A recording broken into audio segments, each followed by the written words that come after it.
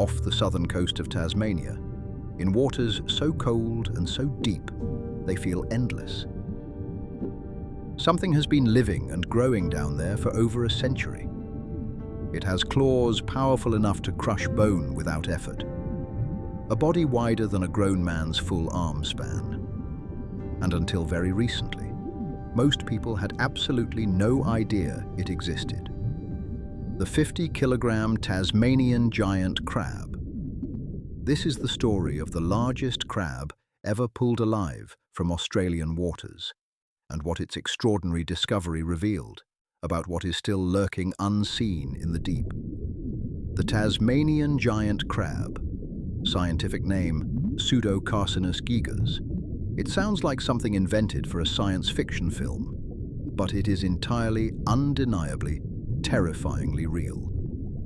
Adult males can reach 1 full meter across, roughly the width of a doorframe. Their claws alone can each weigh over 2 kilograms, and they can live, researchers now believe, for up to 100 years. They inhabit depths between 20 and 820 meters below the ocean surface, in the cold, crushing, absolute darkness of the Southern Ocean. A world with no light, no warmth, no color, and almost no human presence of any kind. For most of recorded history, they were completely invisible to us. Tasmanian fishermen had been hearing the same stories for generations. Traps coming up destroyed, not worn down, not aged, destroyed from the outside. Lines snapped clean through, not frayed from use, snapped by a single enormous force, something living in the deep that was bigger than anything they had a name for. Most dismissed it as legend. The fisherman's version of a campfire ghost story. They were wrong. It was a routine, deep water crayfishing run off the southern Tasmanian coast. The crew had worked these same waters for years, experienced, methodical, professional. They knew exactly what a full trap felt like. The weight, the resistance, the familiar rhythm of the haul. This trap felt completely different. Too heavy, too resistant, wrong. The winch motor strained far harder than it should have ever needed to. The line pulled sideways at an angle it simply shouldn't. Whatever was down there, it felt like it was fighting back. And when the trap finally broke the surface, every single member of the crew went silent. Inside was a creature that did not look real. A crab so impossibly large, it had completely filled a commercial trap designed to hold dozens of crayfish. Its shell alone was the size of a full car tire. Its claws were wrapped hard around the wire mesh, like it was actively trying to tear its way out. One of the crew members later said, "We didn't know whether to weigh it or call someone. It weighed just over 50 kilograms. 50 kilograms. For context, the average Australian male weighs around 85 kilograms. This single crab was more than half that.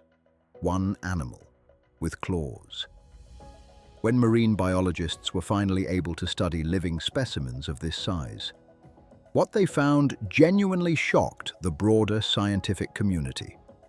Growth rings on the shell, much like tree rings, each one representing a full year of life in the dark. The largest specimens were not young aggressive animals in their prime. They were ancient. The 50-kilogram crab pulled from Tasmanian waters is estimated to be between 80 and 100 years old. It was alive and feeding in the deep during World War II. It was alive before television, before commercial aviation, before the internet existed. It has outlasted entire generations of the very families who still fish these waters today. And it spent every single one of those 100 years in complete darkness, growing, waiting, an apex predator operating in a world we have barely begun to understand. Scientists also discovered something that fundamentally changed how they viewed the entire deep sea ecosystem. The giant crab is an apex predator at depth. Nothing hunts it. Nothing in these waters threatens it.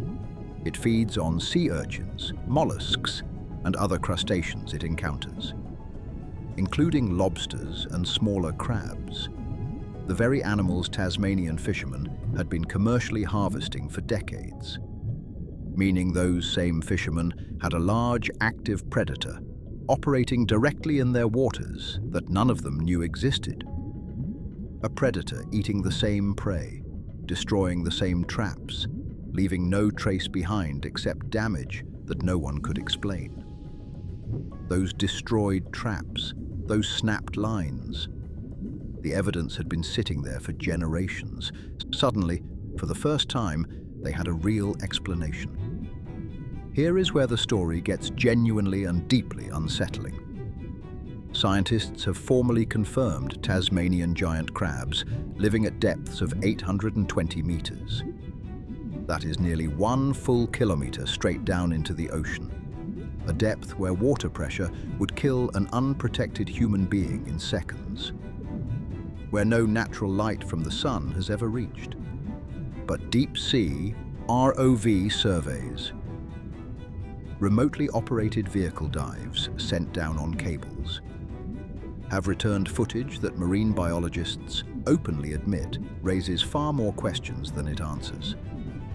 At depths beyond 900 meters, well outside the confirmed range of this species, survey vehicles have recorded what appear to be large crustacean-like forms on the ocean floor.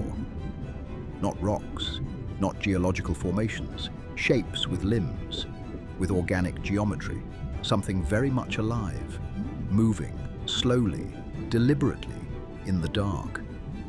They have not been formally identified or classified by science. The ocean floor surrounding Tasmania covers hundreds of thousands of square kilometers of unexplored territory. Humanity has directly explored less than 5% of it. Less than 5%. We genuinely do not know what is living down there right now. We have barely even looked. In 2015, a living Tasmanian giant crab was carefully transferred to Melbourne's Sea Life Aquarium. Named, with very little imagination, Crabzilla. Every visitor who saw it in person described exactly the same reaction. Disbelief, then a slow, creeping unease, then a very primal and involuntary instinct to take a step back from the glass. One parent reportedly told aquarium staff, "I didn't know whether to show my kids or just take them home." Crabzilla weighed 15 kilograms and was formerly considered a juvenile to mid-sized specimen. The 50-kilogram animals, the truly ancient ones, the ones that have spent an entire century alone in the deep. Those ones don't go in tanks. The Tasmanian giant crab is not a myth. It is not a fisherman's legend. It is a documented, classified, living species, sharing Australian coastal waters right now with fishermen, divers, and coastal communities, who largely have no idea it exists anywhere near the scale it actually does.